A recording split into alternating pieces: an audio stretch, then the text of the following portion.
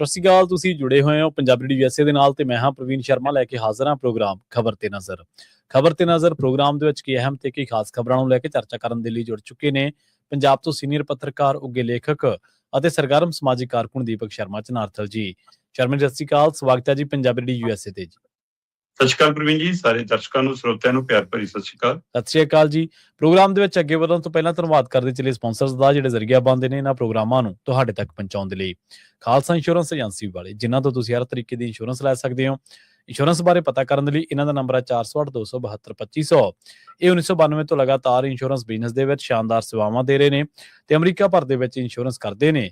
Obama care, Medicare ਜਾਂ ਫਿਰ covered California ਬਾਬਤ ਪਾਲਿਸੀ ਕਰਵਾਉਣ ਦੇ ਲਈ, ਸਲਾਹ ਲੈਣ ਦੇ ਲਈ ਅੱਜ ਹੀ ਕਾਲ ਕਰੋ 408-272-2500 ਤੇ।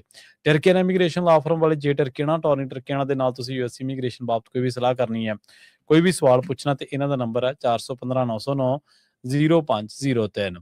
Gurdeep Singh Birdi Clovis, Mandeep Singh San Jose, Omkar Singh Fresno, Gurnam Singh Antelope, Jarnail Singh Seattle, Mandeep Dhillon Yuba City ਤੇ ਲਾਲੀ ਸਿੰਘ ਗਰੇਵਾਲ ਫਰੀਮੌਂਟ ਤੋਂ। ਇਹਨਾਂ ਸਾਰੇ ਹੀ ਸਪਾਂਸਰਸ ਦਾ ਬਹੁਤ ਬਹੁਤ ਧੰਨਵਾਦ।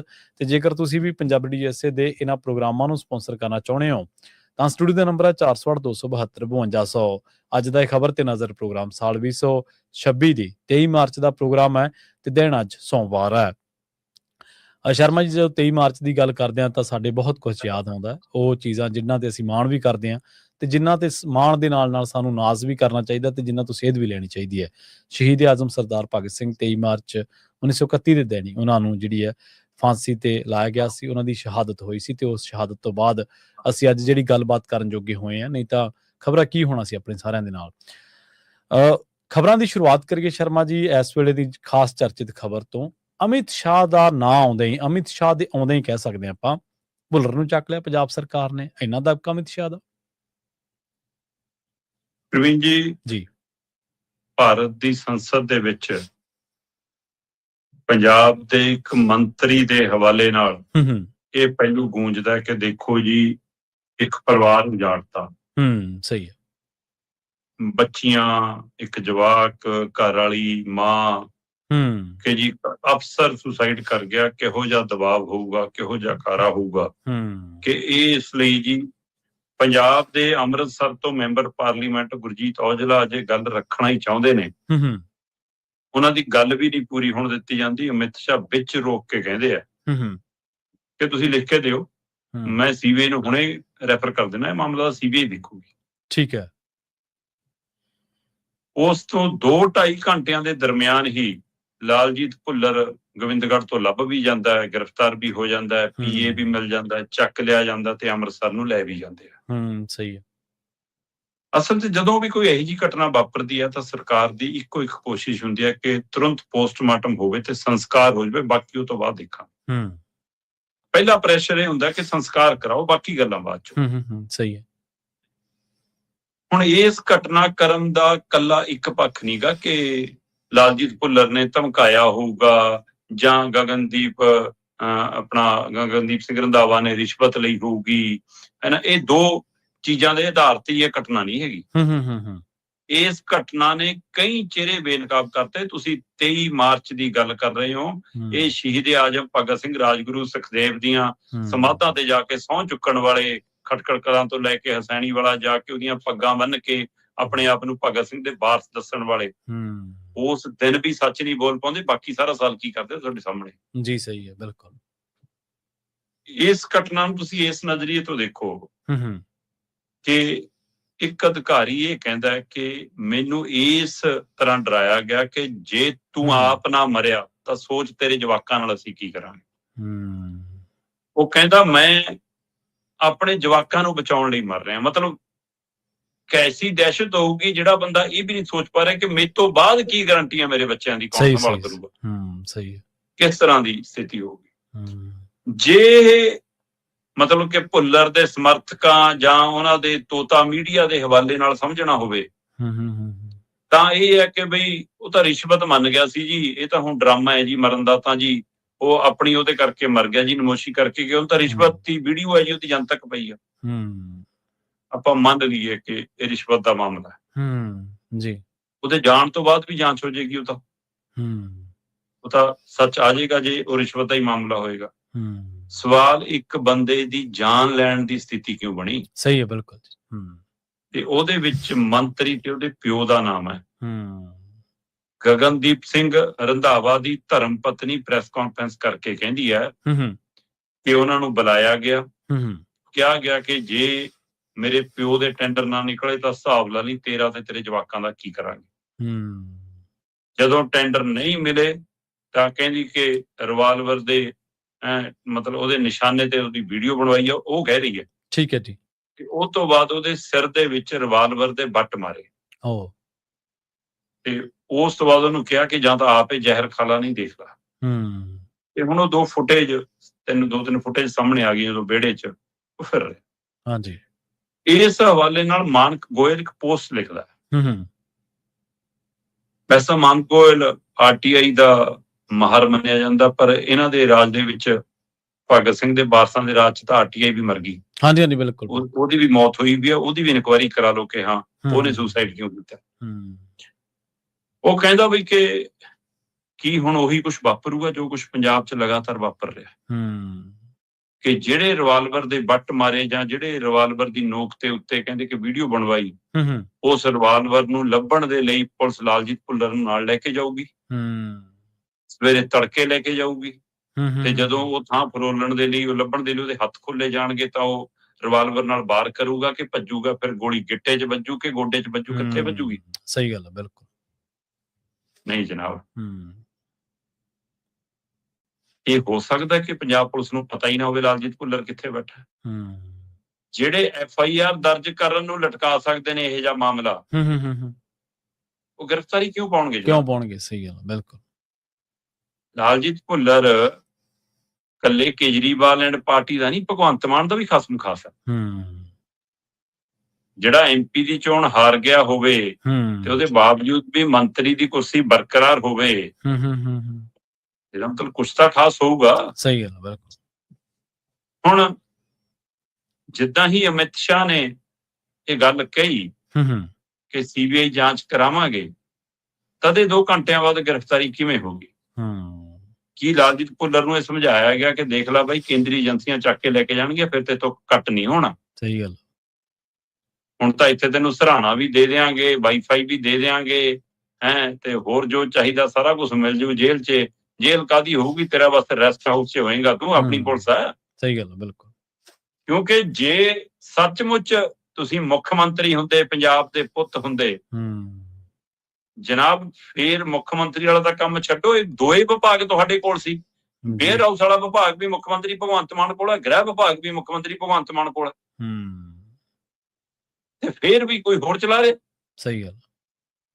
ਇਸ ਲਈ ਤੁਹਾਡੀ ਇੱਛਾ ਨਹੀਂ ਸੀ, ਪਰ ਤੁਹਾਨੂੰ ਮਜਬੂਰ ਨੇ ਲੱਗਿਆ ਕਿ ਇਹ ਤੋਂ ਪਹਿਲਾਂ BJP ਦੀ ਐਂਟਰੀ ਹੋ ਜਾਵੇ ਦੇ ਰਾਹੀਂ, ਕਿਉਂਕਿ ਜੇ ਕਾਂਗਰਸ ਇਹ ਮੁੱਦੇ ਨੂੰ ਚੁੱਕ ਰਹੀ ਆ, ਤੁਹਾਡੇ ਘਰ ਤੱਕ ਧਰਨਾ ਮਾਰਨ ਆ ਰਹੀ ਆ, ਨਾਲ ਜਾਖੜ ਤੇ ਅਕਾਲੀ ਦਲ ਵਾਲੇ ਆ ਰਹੇ ਨੇ, ਤਾਂ ਇਹਦਾ ਮਤਲਬ ਇਹ ਤਾਂ ਸਪਸ਼ਟ ਹੈ ਕਿ ਉਹਨਾਂ ਨੂੰ ਇਹਦੇ ਵਿੱਚ ਰਾਜਨੀਤੀ ਤਾਂ ਦਿਖਦੀ ਹੈ, ਬਿਲਕੁਲ ਦਿਖਦੀ। ਸਹੀ ਗੱਲ। ਤੇ ਇਹਨਾਂ ਸਾਰਿਆਂ ਦਾ ਚਣਕਿਆ ਫਿਰ ਅਮਿਤ ਸ਼ਾਹ ਦਾ ਰਾਜਨੀਤੀ ਦੇ ਮਾਮਲੇ 'ਚ ਤਾਂ ਬਿਲਕੁਲ। ਉਹ ਕਹਿੰਦਾ ਫਿਰ ਮੈਂ ਕਿਉਂ ਨਾ ਰਾਜਨੀਤੀ ਕਰਾਂ, ਮੈਂ ਦਿਖਾਵਾਂ ਕਿ ਮੈਨੂੰ ਪੰਜਾਬ ਦਾ ਹੇਜ ਹੈ, ਮੈਨੂੰ ਪੰਜਾਬ ਦਾ ਫਿਕਰ ਹੈ। ਸਹੀ ਹੈ। ਤੇ ਉਹ ਇਸ ਲਈ ਇਹ ਸਾਰੇ ਭੱਜੇ। ਕੀ ਇਸ ਲਈ ਭੱਜੇ ਕਿ ਅਮਿਤ ਸ਼ਾਹ ਦੀ ਐਂਟਰੀ ਹੋ ਗਈ ਤਾਂ ਲਾਲਜੀਤ ਭੁੱਲਰ ਨੂੰ ਚੱਕਿਆ ਕਿ ਕਿਤੇ ਉਹਨਾਂ ਦੇ ਹੱਥ ਨਾ ਜਾਵੇ, ਸਾਡੇ ਆਪਣੇ ਘਰ 'ਚ ਰਹਿ ਜਾਵੇ, ਜਾਂ ਇਸ ਕਰਕੇ ਚੱਕਿਆ ਕਿ ਜੇ CBI ਆ ਗਈ ਤਾਂ ਕਿਤੇ ਇਹ ਨਾ ਹੋਵੇ ਕਿ ਹਰਪਾਲ ਚੀਮਾ ਤੋਂ ਹੁੰਦੇ ਹੋਇਆ CM ਹਾਊਸ ਤੱਕ ਆ ਜਾਵੇ ਸਾਰਾ ਕੁਝ। ਸਹੀ ਹੈ, ਬਿਲਕੁਲ। ਕੀ ਇਸ ਲਈ ਚੱਕਿਆ ਕਿ ਭਾਈ ਦੇਖਿਓ ਕਿਤੇ ਸਭ ਦੇ ਪਾਜ ਉਧੜ ਜਾਣਾ, ਇਹੋ ਜਿਹੇ ਕਿੰਨੇ ਅਫਸਰਾਂ ਨੂੰ ਡਰਾਇਆ ਹੋਊਗਾ, ਕਿੰਨਿਆਂ ਨਾਲ ਸੈਟਿੰਗ ਕੀਤੀ ਹੋਊਗੀ, ਕਿੰਨਾ ਕੁਝ ਜਾਂਦਾ ਹੋਊਗਾ, ਇਹ ਮਾਮਲਾ ਰੁਕੂਗਾ ਕਿੱਥੇ ਜਾ ਕੇ? ਦਿੱਲੀ ਵਾਲੇ ਹਾਕਮਾਂ ਤੱਕ। ਜੀ। ਵੈਸੇ CBI ਕਿੰਨੀ ਕੁ ਦੁੱਧ ਦੀ ਧੋਤੀ ਆ ਸਭ ਨੂੰ ਪਤਾ। ਕਰਨਲ ਬਾਠ ਵਾਲੇ ਮਾਮਲੇ 'ਚ ਕਿੰਨਾ ਕੁ ਇਨਸਾਫ ਦਵਾਤਾ, ਸਭ ਨੂੰ ਪਤਾ। ਤੇ ਵੈਸੇ ਸਵਾਲ ਇਹ ਹੈ ਕਿ ਉਹੀ ਜੀ ਮੰਗ ਕਰਨ ਵਾਲੇ ਤੇ ਉਹੀ ਜਿਹਾ ਜਵਾਬ ਦੇਣ ਵਾਲਾ, ਜਿਹੜਾ ਅਮਿਤ ਸ਼ਾਹ ਇਹ ਕਹਿ ਰਿਹਾ ਸੀਗਾ ਵੀ ਇਹ ਪੰਜਾਬ ਦਾ ਮਾਮਲਾ ਹੈ, ਫਿਰ ਉਹਨੇ ਇਹ ਕਿਉਂ ਕਿਹਾ ਕਿ ਮੈਂ ਦਿੰਨਾ CBI ਨੂੰ ਹੁਕਮ? ਸਹੀ ਗੱਲ। ਪਰਿਵਾਰ ਮੰਗਦਾ, ਮੁੱਖ ਮੰਤਰੀ ਕਹਿ ਦਿੰਦੇ, ਫਿਰ ਵੀ ਅਸੀਂ ਸਮਝ ਲੈਂਦੇ, ਅਦਾਲਤ 'ਚ ਜਾ ਕੇ ਹੋ ਜਾਂਦਾ।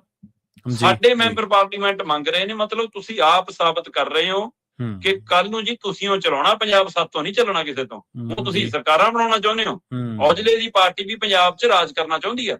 ਚਾਹੁੰਦੀ ਹੈ, ਬਿਲਕੁਲ ਚਾਹੁੰਦੀ ਹੈ, ਤਿਆਰੀਆਂ ਪੂਰੀਆਂ ਉਹਨਾਂ ਦੀਆਂ। ਤੇ ਫਿਰ ਤੁਸੀਂ ਕਿਉਂ ਨਹੀਂ ਕਿਹਾ ਕਿ ਅਸੀਂ ਗਲਗੁੱਠਾ ਦੇ ਦਿਆਂਗੇ ਸਰਕਾਰ ਤੋਂ, ਅਸੀਂ ਪੰਜਾਬ 'ਚ ਇਨਕੁਆਇਰੀ ਕਰਾ ਕੇ ਇਨਸਾਫ ਦਿਵਾਵਾਂਗੇ? ਕਿਉਂ ਨਹੀਂ ਜੰਮ ਭਰ ਸਕੇ? ਇਹ ਕੇਂਦਰੀਕਰਨ ਵਾਲੇ ਪਾਸੇ ਨੂੰ ਕੌਣ ਲੈ ਕੇ ਜਾ ਰਿਹਾ? ਇਹ ਪੂਰੀਆਂ ਵਾਂਗਾ ਪੰਜਾਬ ਦੀਆਂ ਕੇਂਦਰ ਦੇ ਹੱਥ, ਅਮਿਤ ਸ਼ਾਹ ਦੇ ਹੱਥ ਕੌਣ ਫੜਾ ਰਿਹਾ? ਸਹੀ ਗੱਲ, ਬਿਲਕੁਲ, ਦੋਨੇ ਹੱਥੀ। ਜੇ ਭਗਵੰਤ ਮਾਨ ਤੋਂ ਲੈ ਕੇ ਕੇਜਰੀਵਾਲ ਤੇ ਮਨੀਸ਼ ਸਿਸੋਦੀਆ ਵਰਗੇ ਨਲਾਇਕ ਸਾਡੇ ਪੱਲੇ ਨਾ ਪਏ ਹੁੰਦੇ ਤਾਂ ਅੱਜ ਗਗਨਦੀਪ ਰੰਧਾਵਾ ਵੀ ਜਿਉਂਦਾ ਹੁੰਦਾ ਤੇ ਅੱਜ ਪੁਲਿਸ ਦਾ ਅਕਸ ਵੀ ਸੁਧਰਿਆ ਹੁੰਦਾ। ਜੀ ਜੀ। ਸੋ ਇਸ ਲਈ ਇਹ ਸਮੁੱਚਾ ਵਰਤਾਰਾ ਸਾਡੇ ਸਾਹਮਣੇ ਇੱਕ ਤਰੀਕੇ ਨਾਲ ਖੜਾ। ਕੀ ਲੈਣਾ ਕਿਸੇ ਨੂੰ, ਆਪਾਂ ਤਾਂ ਗੁਜਰਾਤ ਚਲੇ ਜਾਣਾ ਅੱਜ। ਸੋ ਇਸ ਲਈ ਕੇਜਰੀਵਾਲ ਨੂੰ ਝੂਟੇ ਦੇਣ ਲਈ ਭਗਵੰਤ ਮਾਨ ਦਾ ਜਾਣਾ ਜ਼ਰੂਰੀ ਹੈ। ਉੱਥੇ 4 ਦਿਨਾਂ ਦਾ ਦੌਰਾ, ਕਿਉਂਕਿ ਲੋਕਲ ਬਾਡੀ ਦੀਆਂ ਚੋਣਾਂ ਨੇ ਤੇ ਹੁਣ ਗਲੀਆਂ ਮੁਹੱਲਿਆਂ 'ਚ ਵੋਟਾਂ ਮੰਗਣ ਲਈ ਭਗਵੰਤ ਮਾਨ ਚਾਹੀਦਾ ਅਗਲਿਆਂ ਨੂੰ ਕਿ ਲੈ ਜਾਓ, ਹੈ ਨਾ। ਤੇ ਇਸ ਲਈ ਪੰਜਾਬ ਨੂੰ ਲਵਾਤ ਛੱਡ ਜਾਓ। ਪਰ ਲੱਗਿਆ ਕਿ ਮੁੱਦਾ ਐਡਾ ਬੜਾ ਉੱਥੇ ਤੱਕ ਜਾ ਕੇ ਨਾ ਹੋਵੇ ਕਿ ਇਸ ਲਈ ਤਾਂ ਨਹੀਂ ਕਿ ਲਓ ਜੀ ਮੈਂ ਤਾਂ ਗ੍ਰਿਫਤਾਰ ਕਰਾ ਕੇ ਚੱਲਿਆ। ਬਹੁਤ ਅਰਥ ਨੇ ਇਸ ਘਟਨਾ ਦਾ, ਇੱਕ ਪਹਿਲੂ ਨੀਗਾ। ਸਹੀ ਗੱਲ, ਬਹੁਤ ਪਹਿਲੂ ਨੇ ਤੇ ਲੰਬੀ ਚਰਚਾ ਹੋ ਸਕਦੀ ਹੈ। ਸਹੀ ਗੱਲ, ਬਿਲਕੁਲ ਜੀ। ਜਿਵੇਂ ਸ਼ਰਮਾ ਜੀ ਤੁਸੀਂ ਜ਼ਿਕਰ ਕੀਤਾ ਨਾ, ਤੇ ਮੈਂ ਉਹਦੇ 'ਚ ਇੱਕ ਗੱਲ ਲੱਭ ਰਿਹਾ ਸੀਗਾ ਵੀ ਜਿਹੜੀ ਤੁਸੀਂ ਗੱਲ ਕਰ ਰਹੇ ਸੀ ਵੀ ਮੈਂ ਗ੍ਰਿਫਤਾਰ ਕਰਵਾ ਦਿਆਂ ਤੇ ਉਸ ਤੋਂ ਬਾਅਦ ਗੁਜਰਾਤ ਚਲਾ ਜਾਵਾਂ। ਕਿਸੇ ਨੂੰ ਨਿਆਂ ਦੇਣਾ ਤੇ ਡੈਮੇਜ ਕੰਟਰੋਲ ਕਰਨਾ ਦੋ ਅੱਡੋ-ਅੱਡ ਗੱਲਾਂ, ਇਕੱਠੀਆਂ ਨਹੀਂ ਚੱਲ ਸਕਦੀਆਂ।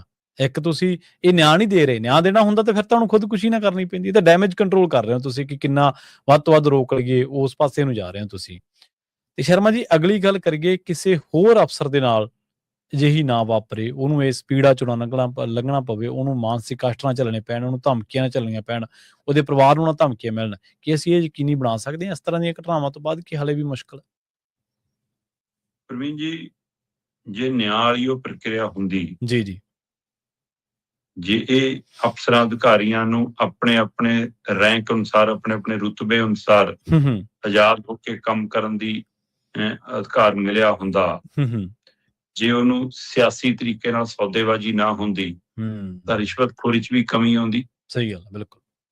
ਜੇ ਤੁਹਾਡਾ ਇੱਕ ਅਧਿਕਾਰੀ 10 ਲੱਖ ਦੀ ਰਿਸ਼ਵਤ ਲੈ ਕੇ ਗਲਤ ਟੈਂਡਰ ਜਾਰੀ ਕਰ ਰਿਹਾ ਤੇ ਫਿਰ ਤੁਸੀਂ ਉਸ ਵਿਭਾਗ ਦੇ ਮੰਤਰੀ ਕਾਹਦੇ ਹੋ? ਜੀ, ਸਹੀ ਹੈ। ਤੁਸੀਂ ਤਾਂ ਮੁੱਖ ਮੰਤਰੀ ਸੀ। ਫਿਰ ਤੁਹਾਡੇ ਵਿਭਾਗ 'ਚ ਕੁਝ ਹੋ ਰਿਹਾ ਦਾ ਮਤਲਬ, ਜੇ ਇੱਕ ਜ਼ਿਲ੍ਹੇ ਦਾ ਇਹ ਹਾਲ ਹੈ ਬਾਕੀਆਂ ਦਾ ਕੀ ਹੋਗਾ ਵੀ ਦੱਸ ਦਿਓ। ਫਿਰ ਜੇ ਇਹੀ ਹੈ, ਜੇ ਇਸੇ ਕੋਣ ਤੇ ਆਉਣਾ ਜਿਹੜੇ ਕੋਣ ਤੇ ਤੁਸੀਂ ਕਹਿ ਰਹੇ ਹੋ। ਬਿਲਕੁਲ ਜੀ। ਪਰ ਜਿਹੜਾ ਨਰੇਟਿਵ ਹੁਣ ਤੁਸੀਂ ਸਿਰਜ ਰਹੇ ਹੋ ਪੰਜਾਬ ਦੇ ਵਿੱਚ ਕਿ ਦੇਖੋ ਜੀ ਪਹਿਲਿਆਂ ਨੇ ਤਾਂ ਕੁਝ ਨਹੀਂ ਕੀਤਾ, ਅਸੀਂ ਤਾਂ ਤੁਰੰਤ FIR ਵੀ ਕਰਤੀ, ਗ੍ਰਿਫਤਾਰ ਵੀ ਕਰ ਲਿਆ। ਹੁਣ ਤੁਸੀਂ ਇਸ ਤਰੀਕੇ ਤੇ ਜ਼ੋਰ ਦੇ ਰਹੇ ਹੋ ਤੇ ਬਿਲਕੁਲ ਤੁਹਾਡੀ ਗੱਲ ਦਰੁਸਤ ਹੈ ਪ੍ਰਵੀਨ ਜੀ, ਕਿ ਜੇ ਸੱਚਮੁੱਚ ਤੁਹਾਡਾ ਇਹੀ ਇੱਛਾ ਸ਼ਕਤੀ ਹੁੰਦੀ ਕਿ ਹਾਂ ਅਸੀਂ ਸਹੀ ਤਰੀਕੇ ਨਾਲ ਚੱਲਣਾ, FIR ਤੱਕ ਦੀ ਨੌਬਤ ਨਾ ਆਉਂਦੀ, ਗ੍ਰਿਫਤਾਰੀ ਤੱਕ ਦੀ ਨੌਬਤ ਨਾ ਆਉਂਦੀ, ਜਦੋਂ ਉਹਨੇ ਰੋਣਾ ਰੋਇਆ ਅਸੀਂ ਉੱਪਰਲੇ ਅਧਿਕਾਰੀਆਂ ਨੂੰ ਚਿੱਠੀਆਂ ਲਿਖ ਕੇ ਜਦੇ ਕਾਰਵਾਈ ਹੋਈ ਹੁੰਦੀ। ਸਹੀ ਗੱਲ, ਬਿਲਕੁਲ ਜੀ, ਤੇ ਜਦੇ ਹੋਈ ਹੁੰਦੀ ਕਾਰਵਾਈ। ਤੇ ਜੇ ਸੱਚਮੁੱਚ ਤੁਹਾਨੂੰ ਬੀਬੀਆਂ ਦੇ ਸਨਮਾਨ ਦੀ, ਮੈਂ ਕਹਿੰਦਾ ਬੰਦਿਆਂ ਦੀ ਤਾਂ ਗੱਲ ਛੱਡੋ, MLA ਤਾਂ ਗੱਲ ਛੱਡੋ, ਜਿਹੜੀਆਂ ਬਾਹਾਂ ਖੜੀਆਂ ਕਰ ਕਰਕੇ ਵਿਧਾਨ ਸਭਾ 'ਚ ਬੋਲਦੀਆਂ ਸੀ ਬੀਬੀਆਂ, ਆਮ ਆਦਮੀ ਪਾਰਟੀ ਦੀਆਂ MLA ਤੇ ਮੰਤਰੀ, ਹੁਣ ਉਹਨਾਂ ਨੂੰ ਉਹ 2 ਬਾਲੜੀਆਂ ਤੇ ਉਹਦੀ ਘਰ ਵਾਲੀ ਤੇ ਮਾਂ ਨਹੀਂ ਦਿਖਦੀ। ਸਹੀ ਗੱਲ ਹੁਣ ਜੀ। ਸੋ ਇਸ ਲਈ ਜੇ ਸੱਚਮੁੱਚ ਹੁਣ ਵੀ ਤੁਸੀਂ ਦਰੁਸਤ ਹੋ ਤਾਂ ਬਾਘਾ ਪੁਰਾਣਾ ਵਾਲੇ SDM ਦੀ ਸੁਣ ਲਓ ਨਾ। ਉਹ ਕਹਿ ਰਿਹਾ, ਉਹ ਕਹਿੰਦਾ ਕਿ ਭਾਈ ਮੈਨੂੰ ਤਾਂ DC ਧਮਕਾ ਰਿਹਾ, ਮੇਰੇ ਤਾਂ ਜਾਨ ਮਾਲ ਨੂੰ ਖਤਰਾ ਖੜਾ ਹੈ। ਉਹ ਚਾਹੁੰਦਾ ਹੈ DC ਕਿ ਹਾਂ ਜੀ ਮੈਂ ਉਹਦੀ ਇੱਛਾ ਅਨੁਸਾਰ ਜਿਹੜਾ ਬੰਦਾ ਉਹ ਚਾਹੁੰਦਾ ਹੈ, ਕਹਿੰਦਾ ਜ਼ਿਲ੍ਹਾ ਪ੍ਰੀਸ਼ਦ ਬਲਾਕ ਸਮਿਤੀ ਚੋਣਾਂ 'ਚ ਉਹਨੂੰ ਜੇਤੂ ਕਰਾਰ ਦੇਵਾਂ। ਕਹਿੰਦਾ ਮੈਂ ਕਹਤਾ ਜੀ ਕਿ ਮੈਂ ਤਾਂ ਗਿਣਤੀ ਦੇ ਹਿਸਾਬ ਨਾਲ ਚੱਲੂੰਗਾ ਜੀ। ਤੇ ਕਹਿੰਦਾ ਮੈਨੂੰ ਬੁਲਾ ਕੇ ਧਮਕਾਇਆ, ਡਰਾਇਆ, ਹੈ ਨਾ, ਬੇਇੱਜ਼ਤ ਕੀਤਾ। ਹੁਣ ਕੀ DC ਦੀ ਨਿੱਜੀ ਇੱਛਾ ਸੀ ਕਿ ਕੋਈ ਆ ਬੰਦਾ ਜਿੱਤੇ, ਜਾਂ DC ਦੇ ਉੱਤੇ ਕੋਈ ਇੱਛਾ ਰੱਖ ਰਿਹਾ ਸੀਗਾ? ਉਹ MLA ਸੀ, ਉਹ ਕੋਈ ਮੰਤਰੀ ਸੀ, ਉਹ ਕੋਈ ਮੁੱਖ ਮੰਤਰੀ ਸੀ ਕਿ ਮੁੱਖ ਮੰਤਰੀ ਦੇ ਵੀ ਪਾਪਾ ਜੀ ਸੀਗੇ ਕਿ ਹਾਂ ਜੀ ਹਾਂ ਅਸੀਂ ਆਕਾ ਇਹਦੇ ਕੇਜਰੀਵਾਲ ਨੇ, ਮਨੀਸ਼ ਸਿਸੋਦੀਆ, ਸਤਿੰਦਰ ਜੈਨ, ਕੌਣ ਸੀ ਕਿਹਦੇ ਕਹੇ ਤੇ DC ਧਮਕਾ ਰਿਹਾ ਸੀ? ਜੀ ਸਹੀ ਹੈ, ਬਿਲਕੁਲ। ਤੇ ਹੁਣ ਇਹਦੀ ਇਨਕੁਆਇਰੀ ਕਰਾ ਲਓ, ਕਿਉਂਕਿ SDM ਤਾਂ ਕਹਿੰਦਾ ਵੀ ਆਪਾਂ ਨਹੀਂ ਇਸ ਸਥਿਤੀ 'ਚ ਕੰਮ ਕਰਦਾ ਤੇ ਮੈਂ ਚੱਲਿਆ ਮਹੀਨੇ ਦੀ ਛੁੱਟੀ।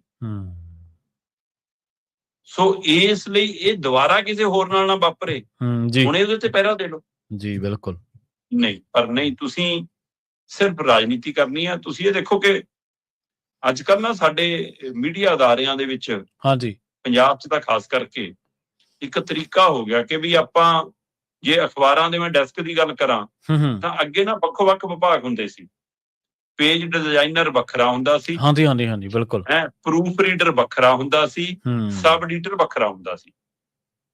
ਹੁਣ ਕਹਿੰਦੇ ਰੱਖਣਾ ਤਾਂ ਤੁਹਾਨੂੰ ਸਬ ਐਡੀਟਰ ਹੈ, ਪਰ ਪੇਜ ਡਿਜ਼ਾਈਨ ਵੀ ਤੁਸੀਂ ਕਰੋਗੇ ਅਖਬਾਰ ਦਾ, ਪ੍ਰੂਫ ਰੀਡਿੰਗ ਵੀ ਤੁਸੀਂ ਕਰੋਗੇ, ਆਲ ਇਨ ਆਲ ਤੁਸੀਂ ਹੋ। ਸਹੀ ਹੈ, ਬਿਲਕੁਲ ਠੀਕ ਹੈ। ਇਸੇ ਤਰ੍ਹਾਂ ਇਲੈਕਟ੍ਰੋਨਿਕ ਮੀਡੀਆ 'ਚ ਇੱਕ ਤਰੀਕਾ ਆਇਆ ਕਿ ਵੀ ਰੱਖਣਾ ਤਾਂ ਅਸੀਂ ਕੈਮਰਾਮੈਨ ਆ, ਪਰ ਨਾਲ ਉਹਨੂੰ ਗੱਡੀ ਚਲਾਉਣੀ ਆਉਂਦੀ ਹੋਵੇ ਜੀ, ਮਤਲਬ ਡਰਾਈਵਰ ਦਾ ਕੰਮ ਵੀ ਉਹ ਸਾਰ ਦੇਵੇ। ਕਹਿਣ ਨੂੰ ਅਸੀਂ ਉਹਨੂੰ ਕੈਮਰਾਮੈਨ ਕਹਾਂਗੇ, ਕੈਮਰਾਮੈਨ ਵਾਲੀ ਐਕਸਪਰਟ ਤਾਂ ਹੈਗੀ ਹੈ ਕਿ ਨਹੀਂ ਹੈਗੀ, ਪਹਿਲਾਂ ਡਰਾਈਵਿੰਗ ਲਾਇਸੈਂਸ ਦੀ ਕਾਪੀ ਦਿਖਾ ਦੇਵੇ, ਬਸ ਗੱਲ ਕਰ। ਜੀ ਸਹੀ ਹੈ, ਬਿਲਕੁਲ ਇਦਾਂ ਹੀ ਹੈ। ਹੁਣ ਭਗਵੰਤ ਮਾਨ ਕਹਿਣ ਨੂੰ ਤਾਂ ਅਗਲਿਆਂ ਨੇ ਮੁੱਖ ਮੰਤਰੀ ਰੱਖਿਆ, ਪਰ ਰੱਖਿਆ ਚੌਪਰ ਦਾ ਡਰਾਈਵਰ ਹੈ ਜੀ, ਹਾਲਤ ਇਹ ਕੀਤੀ ਹੋਈ ਹੈ। ਸੋ ਇਸ ਲਈ ਕੇਜਰੀਵਾਲ ਜੀ ਨੇ ਜਾਣਾ ਤੇ ਸਾਡਾ ਚੌਪਰ ਉੱਡਣਾ, ਤੇ ਚੌਪਰ ਉੱਡਣ ਦੇ ਲਈ ਮੁੱਖ ਮੰਤਰੀ ਦਾ ਵਿੱਚ ਬੈਠਣਾ ਜ਼ਰੂਰੀ ਹੈ। ਤੇ ਤਾਂ ਚਲੋ ਜੀ ਭਗਵੰਤ ਮਾਨ ਜੀ ਤੁਸੀਂ ਸਹੀ ਹੈ। ਫਿਰ ਪੰਜਾਬ ਦਾ ਫਿਕਰ ਕਿੱਥੋਂ ਆ ਜੀ ਤੁਹਾਨੂੰ? ਜੀ, ਜਦੋਂ ਤੁਸੀਂ ਪਾਰਟੀ ਤੇ ਆਪਣੇ ਆਕਾ ਦਾ ਫਿਕਰ ਕਰੋਗੇ, ਫਿਰ ਤੁਸੀਂ ਮੈਂ 14,000 ਫਾਈਲਾਂ ਸਾਈਨ ਕਰਤੀਆਂ, ਮੈਂ ਪੜ੍ਹ ਕੇ ਫਾਈਲਾਂ ਸਾਈਨ ਕਰਦਾ। ਜਨਾਬ ਜੇ 14,000 ਫਾਈਲਾਂ 4 ਸਾਲਾਂ 'ਚ ਪੜ੍ਹ ਕੇ ਸਾਈਨ ਕੀਤੀਆਂ ਹੁੰਦੀਆਂ ਨਾ, ਸਿਰ ਚੁੱਕਣ ਦਾ ਟਾਈਮ ਨਾ ਲੱਗਦਾ, ਸਰਵਾਈਕਲ ਹੋਈ ਹੁੰਦੀ। ਨਹੀਂ ਪੜ੍ਹਦੇ ਤੁਸੀਂ, ਬਿਲਕੁਲ। ਤੁਹਾਡਾ ਹਰਾ ਪੈਨ ਤਾਂ ਕਿਸੇ ਹੋਰ ਦੇ ਹੱਥ 'ਚ ਹੈ, ਤੁਹਾਡੇ ਦਫ਼ਤਰ ਤਾਂ ਵੱਢ ਕੇ ਰੱਖੇ ਹੋਏ ਹੁੰਦੇ ਨੇ। ਨਹੀਂ ਦਿਓ ਜਵਾਬ, ਤੁਹਾਨੂੰ ਤਾਂ ਸਿਰਫ ਸਟੇਜਾਂ ਤੇ ਬੋਲਣ ਲਈ ਰੱਖਿਆ ਜੀ, ਇਹ ਤੋਂ ਵੱਧ ਕੇ ਕੁਛ ਨਹੀਂ। ਤੋ ਇਸ ਲਈ ਪੰਜਾਬ ਦੇ ਵਿੱਚ ਮੁੜ ਕੇ ਅਜਿਹੀ ਘਟਨਾ ਨਾ ਵਾਪਰੇ, ਉਹਦੀ ਜ਼ਿੰਮੇਵਾਰੀ ਲੈਣ ਦਾ ਦਮ ਹੈ? ਨਹੀਂ ਹੈਗਾ, ਬਿਲਕੁਲ। ਸਵਾਲ ਤਾਂ ਜੀ। ਅਗਲੀ ਗੱਲ ਕਰੀਏ ਸ਼ਰਮਾ ਜੀ, ਇੱਕ ਸਰਵੇ ਦੀ। ਪੰਜਾਬ ਦੇ ਵਿੱਚ ਇੱਕ ਵੋਟ ਸਰਵੇ ਦੀਆਂ ਚਰਚਾਵਾਂ ਨੇ ਜੀ, ਵੋਟ ਸਰਵੇ ਹੈ ਜਾਂ ਕੋਈ ਡਰੱਗ ਸਰਵੇ ਹੈ ਜੀ? ਜੀ ਸਰਕਾਰੀ ਤੌਰ ਤੇ ਸੁਣੋਗੇ ਤਾਂ ਡਰੱਗ ਸਰਵੇ ਹੈ। ਠੀਕ ਹੈ ਜੀ। ਤੇ ਜੇ ਤੁਸੀਂ ਮੀਡੀਆ ਦੀ ਨਜ਼ਰ ਤੋਂ ਦੇਖੋਗੇ ਤਾਂ ਵੋਟ ਸਰਵੇ ਹੈ। ਹੋ ਸਕਦਾ ਕਿ ਹੁਣ ਇਹ ਸਰਵੇ ਅੱਗੇ ਪਿੱਛੇ ਕਰਨਾ ਪੈ ਜਾਵੇ, ਜਿਸ ਕੜਕੀ 'ਚ ਸਰਕਾਰ ਫਸੀ ਹੈ। ਕਿਉਂਕਿ ਜਿਵੇਂ ਮੁੱਖ ਮੰਤਰੀ ਸਾਹਿਬ ਨੇ ਬੀਬੀਆਂ ਲਈ 1,000-1,500 ਰੁਪਏ ਦਾ ਐਲਾਨ ਕੀਤਾ, ਜਿਸ ਤਰ੍ਹਾਂ ਉਸ ਤੋਂ ਬਾਅਦ ਇਹਨਾਂ ਨੇ ਆਪਣੇ 4 ਸਾਲ ਪੂਰੇ ਹੋਣ ਤੇ ਜਸ਼ਨ ਮਨਾਉਣੇ ਸ਼ੁਰੂ ਕੀਤੇ। ਹਰ ਰੋਜ਼ ਪ੍ਰੈਸ ਕਾਨਫਰੰਸ ਕਰਨ ਦਾ ਤਰੀਕਾ ਅਪਣਾਇਆ ਕਿ ਹਰ ਰੋਜ਼ ਇੱਕ ਵਿਭਾਗ ਦਾ ਰਿਪੋਰਟ ਕਾਰਡ ਪੇਸ਼ ਕਰਕੇ ਰੋਜ਼ ਸੁਰਖੀਆਂ 'ਚ ਰਵਾਂਗੇ। ਉਹ ਸਾਰੀਆਂ ਸੁਰਖੀਆਂ ਲਾਲਜੀਤ ਭੁੱਲਰ ਬਟੋਰ ਗਿਆ ਤੇ ਉਹਨਾਂ ਨੇ ਇਹਨਾਂ ਨੂੰ ਮੁੱਦੇ ਮੁੱਢੇ ਲੈ ਕੇ ਹੁਣ ਕੀ ਕਰੀਏ, ਇਹ ਤਾਂ 1,000-1,500 ਵੀ ਰੁਲ ਗਿਆ, 10 ਲੱਖ ਵਾਲਾ ਕਾਰਡ ਵੀ ਰੁਲ ਗਿਆ, ਮੁਫ਼ਤ ਬਿਜਲੀ ਪਾਣੀ ਵੀ ਹੱਥਾਂ ਰੁਲਿਆ, ਪਤਾ ਨਹੀਂ ਚੋਂ ਨਿਕਲ ਪਾਵਾਂਗੇ ਨਹੀਂ ਨਿਕਲ ਪਾਵਾਂਗੇ। ਇਸ ਲਈ ਸ਼ਰਮਾ ਦੀ ਡੁੱਲੀ ਦਾਲ ਤੇ ਆਪ ਫਿਰ ਵੀ ਉਵੇਂ ਹੀ ਲੱਗੇ ਨੇ। ਦੇਖੋ ਜੀ ਮੈਂ ਚੱਲਿਆ ਸੈਣੀ ਵਾਲਾ, ਅੱਜ ਮੈਂ ਦੇਖ ਕੇ ਆ ਰਿਹਾ ਸ਼ਰਧਾਂਜਲੀ ਜੀ, ਮਤਲਬ ਸਹੀ ਗੱਲ, ਬਿਲਕੁਲ। ਪਰ ਸਵਾਲ ਤਾਂ ਇਹ ਹੈ ਕਿ ਤੁਸੀਂ ਆਉਂਦੇ ਦਿਨਾਂ 'ਚ ਕਰਨਾ ਕੀ ਹੈ। 2-3 ਚੀਜ਼ਾਂ ਇਹਨਾਂ ਨੇ ਤੈਅ ਕੀਤੀਆਂ ਨੇ ਜੀ। ਉਹਨਾਂ 'ਚੋਂ ਇੱਕ ਤਾਂ ਇਹ ਜੀ ਕਿ 29 ਤਰੀਕ ਨੂੰ ਅਸੀਂ ਕੈਬਨਿਟ ਦੀ ਬੈਠਕ ਕਰਾਂਗੇ ਤੇ ਉਸ ਤੋਂ ਬਾਅਦ ਅਸੀਂ 13 ਅਪ੍ਰੈਲ ਨੂੰ ਵਿਸਾਖੀ ਵਾਲੇ ਦਿਨ ਕਹਿੰਦੇ ਜੀ ਅਸੀਂ ਬੁਲਾਉਣਾ ਜੀ ਵਿਸ਼ੇਸ਼ ਸੈਸ਼ਨ। ਉਸ ਦਿਨ ਮੰਨਿਆ ਜਾ ਰਿਹਾ ਕਿ ਬੇਅਦਬੀਆਂ ਨੂੰ ਲੈ ਕੇ ਕਾਨੂੰਨ 'ਚ ਕੁਝ ਸੋਧਾਂ ਕਰਕੇ ਉਹਨੂੰ ਸਖਤ ਬਣਾਉਣ ਦਾ ਦਮ ਭਰ ਰਹੇ। ਕਈ ਲੋਕ ਤਾਂ ਇਹ ਵੀ ਪੁੱਛਣ ਲੱਗ ਪਏ ਜੀ ਕਿ ਸਮਾਣੇ ਵਾਲਾ ਮੋਰਚਾ ਲਾਇਆ ਕਿਸੇ ਹੋਰ ਨੇ ਸੀ, ਕਬਜ਼ਾ ਕੋਈ ਹੋਰ ਕਰ ਗਿਆ, ਕਿਤੇ ਭਗਵੰਤ ਮਾਨ ਲਈ ਮਾਹੌਲ ਤਿਆਰ ਕਰਕੇ ਤਾਂ ਨਹੀਂ ਦਿੱਤਾ ਜਾ ਰਿਹਾ। ਜੀ ਸਹੀ ਹੈ। ਇੱਥੋਂ ਤੱਕ ਸੋਸ਼ਲ ਮੀਡੀਆ ਤੇ ਸਵਾਲ ਕਰਦੇ ਨੇ ਲੋਕ, ਇੱਥੋਂ ਤੱਕ ਗੱਲਾਂ ਹੋਣ ਲੱਗ ਪਈਆਂ। ਦੂਸਰੇ ਪਾਸੇ ਕੁਝ ਕਹਿੰਦੇ ਵੀ ਕਿ ਪਹਿਲਾਂ ਡਰਾਮਾ ਕੀਤਾ ਭਗਵੰਤ ਮਾਨ ਨੇ ਕਿ ਲਾਪਤਾ ਪਾਵਨ ਸਰੂਪ ਲੱਭਤੇ, ਤੇ ਜਦੋਂ ਉੱਥੇ ਮੁੱਦੇ ਮੁੱਢ ਡਿੱਗੇ ਹੈ ਨਾ, ਉੱਥੇ ਵੋਟਾਂ ਦੀ ਗਿਣਤੀ ਨੇ ਆ ਕੇ ਰੋਕ ਲਿਆ, ਬੈਰੀਗੇਟ ਲੱਗ ਗਏ, ਮੁੜ ਕੇ ਨਾ ਸਿੱਟ ਲੱਭੀ ਤੇ ਨਾ ਜਾਂਚ ਲੱਭੀ, ਨਾ ਕੋਈ ਗੱਲ ਹੋਈ, ਠੰਡੇ ਜਿਹੇ ਵਾਸਤੇ ਪੈ ਗਈ। ਤੇ ਹੁਣ ਉਹ ਕਹਿੰਦੇ ਕਿ ਇਸ ਮਸਲੇ ਰਾਹੀਂ ਫਿਰ ਸਿੱਖ ਭਾਵਨਾਵਾਂ ਨਾਲ ਖੇਡਣਾ ਚਾਹੁੰਦੇ ਨੇ ਜੀ। ਇਹ ਸਿਆਸੀ ਖੇਡ ਹੈ। ਚਲੋ ਅਸੀਂ ਉਮੀਦ ਕਰਦੇ ਹਾਂ ਕਿ ਬੇਅਦਬੀਆਂ ਦੇ ਮਾਮਲੇ 'ਚ ਸਰਕਾਰ ਗੰਭੀਰ ਹੋਵੇ, ਪਰ ਇਸ ਪਹਿਲੂ ਦੇ ਉੱਤੇ ਵੀ ਸੋਚਣਾ ਪੈਣਾ ਕਿ ਗੁਰੂ ਗ੍ਰੰਥ ਸਾਹਿਬ ਤੇ ਬਾਕੀ ਧਰਮਾਂ ਦੇ ਧਾਰਮਿਕ ਗ੍ਰੰਥ ਤੇ ਉਸ ਤੋਂ ਬਾਅਦ ਫਿਰ ਹੋਰ ਡੇਰਾਬਾਦ ਤੇ ਹੋਰਾਂ ਦੀਆਂ ਫੋਟੋਆਂ ਵਾਲਾ, ਉਹਨਾਂ ਦੀਆਂ ਪੋਥੀਆਂ ਵਾਲਾ, ਉਹ ਸਾਰਾ ਕੁਝ ਕਿੱਥੇ ਲਿਆ ਕੇ ਜੋੜਨਾ ਨਾਲ ਇਹਦਾ ਹਿਸਾਬ ਕਿਤਾਬ ਜ਼ਰੂਰ ਦੱਸ ਕੇ ਜਾਇਓ ਕਿ ਕਿਤੇ ਕੱਲ ਨੂੰ ਇਹ ਨਾ ਹੋਵੇ ਹਰੇਕ ਚੱਕ ਕੇ ਕਿਹਾ ਕਰੇ ਭਨਿਆਰ ਵਾਲਾ ਆ ਜਾਵੇ ਕਿ ਮੇਰੇ ਵਾਲਾ ਵੀ ਹੈਗਾ, ਸੱਸੇ ਵਾਲਾ ਆ ਜਾਵੇ ਮੇਰੇ ਵਾਲਾ ਵੀ, ਫਿਰ ਕੀ ਕਰਨਾ? ਸਹੀ ਹੈ, ਬਿਲਕੁਲ। ਇਹ ਜ਼ਰੂਰ ਦੱਸ ਦਿਓ ਕਿਤੇ ਕਿ ਨਵਾਂ ਖਿਲਾਰਾ ਨਾ ਪਾ ਬੈਠੋ, ਇਹ ਵੀ ਪਹਿਲੂ ਹੈਗਾ ਜੀ। ਇਹ ਸਾਰਿਆਂ ਦੇ ਵਿੱਚ ਕਹਿੰਦੇ ਜੀ ਪੰਜਾਬ ਸਰਕਾਰ ਨੇ ਤੈਅ ਕੀਤਾ ਕਿ 6 ਅਪ੍ਰੈਲ ਨੂੰ ਅਸੀਂ ਪੰਜਾਬ ਦੇ ਵਿੱਚ ਡਰੱਗ, ਸਮਾਜਿਕ ਤੇ ਆਰਥਿਕ ਸਰਵੇ ਕਰਾਉਣਾ ਸ਼ੁਰੂ ਕਰ ਡਰੱਗ, ਸਮਾਜਿਕ ਤੇ ਆਰਥਿਕ ਜਨਗਣਨਾ ਦੇ ਲਈ 6 ਅਪ੍ਰੈਲ ਦੀ ਤਰੀਕ ਤੈਅ। ਮੈਂ ਕਹਿ ਰਿਹਾ ਕਿ ਹੋ ਸਕਦਾ ਲਾਲਜੀਤ ਭੁੱਲਰ ਕਰਕੇ ਤਰੀਕ ਅੱਗੇ ਪਿੱਛੇ ਹੋ ਜਾਵੇ। ਵੈਸੇ ਤਾਂ ਪੰਜਾਬ ਦੇ ਵਿੱਚ ਜਨਗਣਨਾ ਜਨਵਰੀ 'ਚ ਮੁਕੰਮਲ ਹੋਣੀ ਹੈ, ਜਨਵਰੀ ਫਰਵਰੀ ਦੇ ਵਿੱਚ, ਜਿਹੜੀ ਰਾਸ਼ਟਰੀ ਜਨਗਣਨਾ ਹੈ ਸਾਡੀ, ਕਿ ਅਸੀਂ ਕਿੰਨੇ ਹੈਗੇ ਆ, ਕਿੰਨੇ ਨਹੀਂ, ਪਰਿਵਾਰ ਦੇ ਜੀ ਕੀ ਕਰਦੇ ਆ, ਉਹ ਲੰਬਾ ਚੌੜਾ ਹਿਸਾਬ। ਉਹ ਅੰਕੜੇ ਵੀ ਸਰਕਾਰਾਂ, ਰਾਜਨੀਤਿਕ ਧਿਰਾਂ ਆਪਣੇ ਹਿੱਤਾਂ ਲਈ ਵਰਤਦੀਆਂ ਨੇ। ਪਰ ਇਹ ਅਚੇਚਾ ਸਰਵੇ ਜਿਹੜਾ ਆਮ ਆਦਮੀ ਪਾਰਟੀ ਕਰਾਉਣ ਜਾ ਰਹੀ ਹੈ, ਕਿ ਸੱਚਮੁੱਚ ਪੰਜਾਬ 'ਚ ਡਰੱਗ ਦੀ ਕੀ ਸਥਿਤੀ ਹੈ, ਇਹ ਜਾਣਨਗੇ। ਸਹੀ ਹੈ। ਸੱਚਮੁੱਚ ਪੰਜਾਬ ਦੇ ਹਰ ਘਰ ਦੀ ਆਰਥਿਕ ਸਥਿਤੀ ਕੀ ਹੈ, ਇਹ ਜਾਣਨ ਲਈ ਜਾ ਰਹੇ ਨੇ। ਸਮਾਜਿਕ ਤੌਰ ਤੇ ਰੁਤਬਾ ਕੀ ਹੈ, ਪਿੰਡਾਂ ਦੇ ਵਿੱਚ ਕਿਹੋ ਜਿਹੀ ਸਥਿਤੀ ਹੈ, ਸ਼ਹਿਰਾਂ 'ਚ ਕਿਹੋ ਜਿਹੀ ਸਥਿਤੀ ਹੈ, ਇਹ ਜਾਣਨ ਲਈ ਨਹੀਂ। ਤੁਸੀਂ ਬੂਹੇ ਤੇ ਜਾ ਕੇ, ਹਰ ਦੇਹੜੀ ਤੇ ਜਾ ਕੇ ਤੁਸੀਂ ਉਹਨਾਂ ਦਾ ਕੁੰਡਾ ਖੜਕਾ ਕੇ ਪੁੱਛਣਾ, ਮੁਫਤ ਬਿਜਲੀ ਮਿਲਦੀ ਹੈ ਨਾ ਜੀ? ਸਹੀ ਹੈ। ਜੀ 1000-1500 ਰੁਪਏ ਵਾਲਾ ਖਾਤਾ ਤੁਸੀਂ ਜੋੜ ਲਿਆ ਜੀ ਨਾਲ, 10 ਲੱਖ ਵਾਲਾ ਕਾਰਡ ਬਣ ਗਿਆ ਜੀ, ਬਸ ਜੀ ਫਿਰ ਧਿਆਨ ਰੱਖਿਓ ਜੀ, ਭਗਵੰਤ ਮਾਨ ਜੀ ਨੇ ਭੇਜਿਆ ਜੀ ਸਾਨੂੰ, ਤੁਸੀਂ ਇਹ ਕਰਨ ਜਾਣਾ ਜੀ ਜੀ। ਪਰ ਲੋਕਾਂ ਨੂੰ ਇਹ ਵੀ ਚੇਤੇ ਹੈ ਕਿ ਤੁਸੀਂ ਕਿਸਾਨਾਂ ਨਾਲ ਕੀ ਕੀਤੀ ਹੈ। ਲੋਕਾਂ ਨੂੰ ਇਹ ਵੀ ਚੇਤੇ ਹੈ ਕਿ ਤੁਸੀਂ ਬੇਰੁਜ਼ਗਾਰ ਜਵਾਕਾਂ ਨਾਲ ਕਿਵੇਂ ਕਰ ਰਹੇ ਹੋ। ਲੋਕਾਂ ਨੂੰ ਇਹ ਵੀ ਚੇਤੇ ਹੈ ਕਿ ਤੁਸੀਂ ਮਨਰੇਗਾ ਜਦੋਂ ਖੋਈ ਗਈ ਤਾਂ ਤੁਸੀਂ ਉਹਦੇ ਲਈ ਕੋਈ ਚਾਰਜੋਈ ਨਹੀਂ ਕੀਤੀ। ਲੋਕਾਂ ਨੂੰ ਇਹ ਵੀ ਚੇਤੇ ਹੈ ਕਿ ਕਿਸ ਤਰ੍ਹਾਂ ਪਾਣੀਆਂ ਦੇ ਮਸਲੇ ਤੇ ਤੁਸੀਂ ਪੰਜਾਬ ਤੋਂ ਪਿੱਠ ਮੋੜੀ, ਕਿਵੇਂ ਕੇਂਦਰੀਕਰਨ ਵਾਲੇ ਪਾਸੇ ਤੁਸੀਂ ਲੰਮੇ ਹੋ ਜਾ ਕੇ ਪਏ, ਕਿਵੇਂ ਤੁਸੀਂ ਹੜ੍ਹਾਂ 'ਚ ਪੰਜਾਬ ਦੀ ਸਾਰ। ਸੋ ਇਸ ਲਈ ਪੈਰਲਲ ਦੋ ਚੀਜ਼ਾਂ ਜੀ। ਹੋ ਸਕਦਾ ਕਈ ਮੁਫ਼ਤ ਵਾਲੀ ਨਦੀ 'ਚ ਬਹਿਣਗੇ ਤੇ ਕਈ ਪੰਜਾਬ ਦੇ ਸੁੱਕੇ ਕਿਨਾਰਿਆਂ ਤੇ ਖੜ ਕੇ ਦੇਖਣਗੇ ਕਿ ਇਹ ਨਦੀਆਂ ਨੂੰ ਕਿਹਨੇ ਸੁਕਾਇਆ। ਸੋ ਇਸ ਲਈ ਦੇਖਣ ਵਾਲਾ ਵਰਤਾਰਾ ਹੋਊਗਾ ਕਿ ਹੁੰਦਾ ਕੀ ਹੈ। ਕੁੱਲ ਮਿਲਾ ਕੇ ਇਹ ਆਰਥਿਕ, ਸਮਾਜਿਕ ਤੇ ਡਰੱਗ ਸਰਵੇ ਨਾ ਹੋ ਕੇ door to door vote survey ਹੈ ਕਿ ਸਾਡੀ ਸਥਿਤੀ ਕੀ ਹੈ, ਉਹ ਜਾਣਨ ਦੇ ਲਈ ਕੋਸ਼ਿਸ਼ ਹੋਊ। ਹਾਂਜੀ, ਬਥੇਰੀਆਂ ਗੱਲਾਂ ਹੋਰ ਵੀ ਸਵਾਲ ਪੁੱਛ ਲਏ ਜਾਂਦੇ, ਜਿਹੜੇ ਗੁੱਝੇ ਹੁੰਦੇ, ਜਿਹੜੇ ਦੱਸੇ ਨਹੀਂ ਜਾਂਦੇ, ਜ਼ਾਹਰ ਨਹੀਂ ਕੀਤੇ ਜਾਂਦੇ, ਪਰ ਉਹ ਪੁੱਛ ਲਏ ਜਾਂਦੇ ਆ। ਪਿਛਲੀ ਵਾਰੀ ਵੋਟ ਕਿਹਨੂੰ ਪਾਈ ਸੀ, ਕਿਹੜਾ ਤੁਹਾਡੇ ਹਲਕੇ 'ਚ ਜ਼ਿਆਦਾ ਆਉਂਦਾ ਜਾਂਦਾ ਹੈ, ਕਿਹੜਾ ਬੰਦਾ ਕੰਮ ਵਧੀਆ ਕਰਦਾ ਹੈ, ਪੋਲੀਟੀਕਲੀ ਥੋੜਾ ਝੁਕਾਅ ਕਿਹੜੇ ਪਾਸੇ ਆ। ਸੋ ਅਸਿੱਧੇ ਸਵਾਲ ਵੀ ਤਾਂ ਹੁੰਦੇ ਆ ਨਾ ਇੱਥੇ ਥੋੜੇ। ਬਿਲਕੁਲ ਇਸੇ ਸਰਵੇ ਦੇ ਆਧਾਰ ਤੇ ਕੱਲ ਨੂੰ ਇਹਨਾਂ ਨੇ 40 MLA ਦੀਆਂ ਟਿਕਟਾਂ ਵੀ ਕੱਟਣੀਆਂ। ਸਹੀ ਗੱਲ, ਬਿਲਕੁਲ ਜੀ, ਬਿਲਕੁਲ। ਤੇ ਕੌਮਾਂਤਰੀ ਸੰਕਟ ਦੀ ਗੱਲ ਕਰੀਏ, ਸੀਜ਼ ਫਾਇਰ ਦੀ ਗੱਲ ਤੁਰੀ ਹੈ ਜੀ ਜੰਗ ਦੇ ਵਿੱਚ, ਇਹ ਗੱਲ ਹੁਣ ਕਿਵੇਂ ਤੁਰ ਪਈ ਜੀ? ਬਿਲਕੁਲ ਪ੍ਰਵੀਨ ਜੀ, ਵੈਸੇ ਡੋਨਾਲਡ ਟਰੰਪ ਹੋਰੀ ਨਾ ਪਲ ਆਪਣਾ ਬਿਆਨ ਬਦਲਦੇ ਰਹਿੰਦੇ ਨੇ। ਵੈਸੇ ਤਾਂ ਜੇ ਬੰਦਾ ਇਹੋ ਜਿਹੇ ਰੁਤਬਿਆਂ ਤੋਂ ਹੋਵੇ ਤਾਂ ਉਹਨਾਂ ਦੀ ਇੱਕ ਅੱਖਰ ਦੀ ਪੱਤਰ ਵੀ, ਕਈ ਵੀ ਇੱਕ ਲਾਈਨ, ਕਈ ਵੀ ਇੱਕ ਬੋਲ ਕਿਹਾ ਵਾ ਵੀ ਅਰਥ ਰੱਖਦਾ ਹੁੰਦਾ। ਪਰ ਜਦੋਂ ਤੁਸੀਂ ਪਲ ਬਦਲਦੇ ਹੋ ਤਾਂ ਲੋਕ ਦੁਵਿਧਾ 'ਚ ਪੈ ਜਾਂਦੇ ਆ ਕਿ ਸਹੀ ਕਿਹੜਾ। ਕਦੇ ਤੁਸੀਂ ਕਹਿੰਦੇ ਹੋ ਕਿ ਇਜ਼ਰਾਈਲ ਨੇ ਸਾਡੇ ਤੋਂ ਬਿਨਾਂ ਪੁੱਛੇ ਤੁਹਾਡੇ ਮਤਲਬ ਕਿ ਊਰਜਾ ਸਰੋਤਾਂ ਤੇ ਹਮਲੇ ਕਰਤੇ, ਸਹੀ ਨੀਗਾ। ਕਦੇ ਤੁਸੀਂ ਕਹਿੰਦੇ ਹੋ ਕਿ ਅਗਲੇ 24 ਘੰਟਿਆਂ 'ਚ ਅਸੀਂ ਸਾਰੇ ਪਰਮਾਣੂ ਊਰਜਾ ਦੇ ਕੇਂਦਰ ਤੁਹਾਡੇ ਤਬਾਹ ਕਰ ਦਿਆਂਗੇ, ਨਹੀਂ ਤੁਸੀਂ ਮੁਰਜ ਵਾਲਾ ਰਾਹ ਖੋਲ ਦੋ, ਹੈਨਾ, ਉਹ ਮਾਰਗ ਖੋਲੋ। ਕਦੇ ਤੁਸੀਂ ਕਹਿੰਦੇ ਹੋ ਕਿ ਆ ਜਾਓ ਸਾਰੇ ਮੁਲਕ ਮੇਰੇ ਨਾਲ, ਨਹੀਂ ਆਉਂਦੇ, ਅੱਛਾ ਫਿਰ ਤੁਸੀਂ ਨਜਿੱਠਣ ਲਈ ਤਿਆਰ ਹੋ ਜਾਓ, ਤੁਹਾਨੂੰ ਦੇਖੂੰਗਾ ਮੈਂ। ਕਦੇ ਤੁਸੀਂ ਕਹਿੰਦੇ ਹੋ ਕਿ ਹੁਣ ਅਗਲੇ 5 ਦਿਨ ਅਸੀਂ ਕਿਸੇ ਵੀ ਊਰਜਾ ਸਰੋਤ ਤੇ ਹਮਲੇ ਨਹੀਂ ਕਰਾਂਗੇ ਜੀ। ਇਹ ਹੁਣ ਆਖਰੀ ਗੱਲ ਲਗਭਗ ਇੱਥੇ ਕਾ ਕੇ ਰੁਕੀ ਹੈ, ਜੇ ਤੋਂ ਬਾਅਦ ਕੋਈ ਅਗਲਾ ਟਵੀਟ ਅਜੇ ਨਾ ਆਇਆ ਹੋਵੇ। ਤਾਂ ਹੁਣ ਅਗਲੇ 5 ਦਿਨਾਂ ਲਈ ਇਹ ਪਹਿਲੂ ਰੋਕਣ ਤੋਂ ਬਾਅਦ ਕਹਿੰਦੇ ਕਿ ਡੋਨਾਲਡ ਟਰੰਪ ਚਾਹੁੰਦੇ ਨੇ ਕਿ ਸੀਜ਼ ਫਾਇਰ ਹੋਵੇ ਜੀ।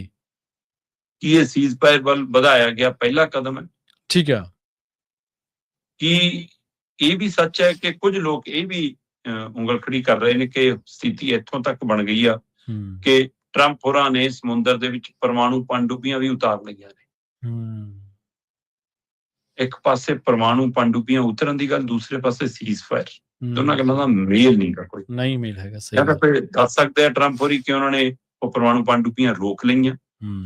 ਕੀ ਸੀਜ਼ ਫਾਇਰ ਦਾ ਕਾਰਨ ਇਹ ਹੈ ਕਿ ਦੁਨੀਆ ਭਰ ਦੇ ਵਿੱਚ ਤੇਲ, ਗੈਸ ਤੇ ਹੋਰ ਚੀਜ਼ਾਂ ਨੂੰ ਲੈ ਕੇ ਜੋ ਕਿੱਲਤ ਪੈਦਾ ਹੋਈ ਹੈ, ਸ਼ੇਅਰ ਮਾਰਕੀਟ ਤੋਂ ਲੈ ਕੇ ਸੋਨਾ ਚਾਂਦੀ ਦੇ ਵਿੱਚ ਜਿਸ ਤਰ੍ਹਾਂ ਦੀ ਸਥਿਤੀ ਬਣੀ ਹੈ ਪੂਰੀ ਦੁਨੀਆ ਦੇ ਵਿੱਚ ਗਲੋਬਲੀ, ਉਸ ਅਸਰ ਨੂੰ ਦੇਖਦਿਆਂ ਹੋਇਆਂ ਟਰੰਪ ਘਿਰ ਗਏ ਨੇ, ਆਪਣੀ ਕਾਂਗਰਸ 'ਚ ਘਿਰ ਗਏ ਨੇ, ਆਪਣੇ ਮੁਲਕ 'ਚ ਘਿਰ ਗਏ ਨੇ।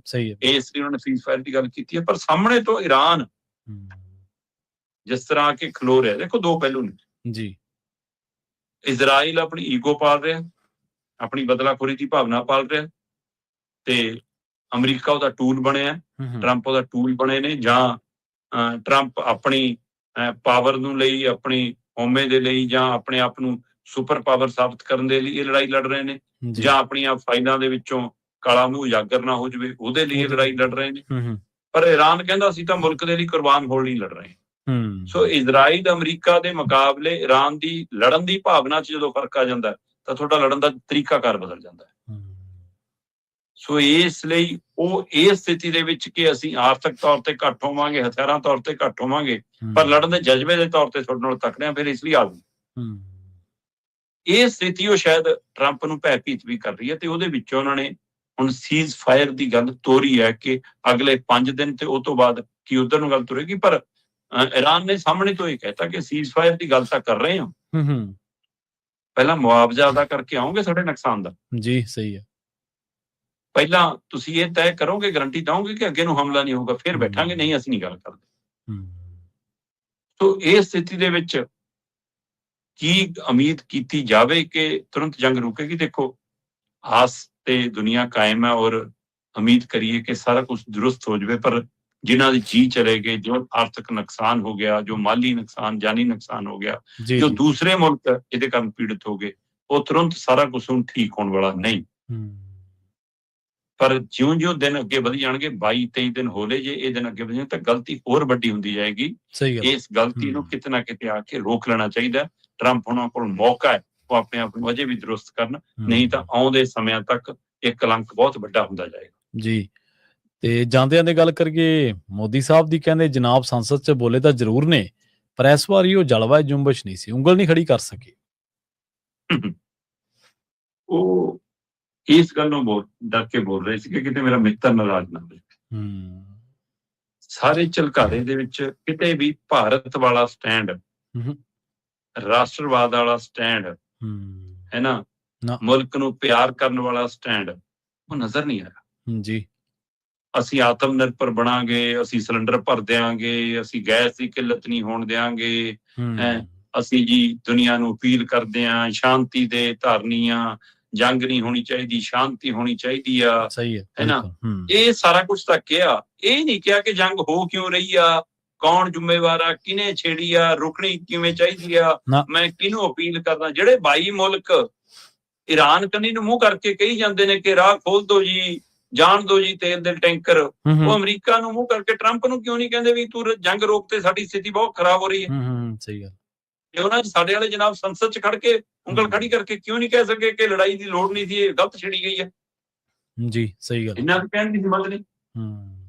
ਉਹ ਇਹ ਮਿੱਤਰਚਾਰਾ ਪਾਲਿਆ ਜਾ ਰਿਹਾ ਜਾਂ ਡਰ ਪਾਲਿਆ ਜਾ ਰਿਹਾ, ਸਵਾਲ ਇਹ। ਜੀ ਬਿਲਕੁਲ।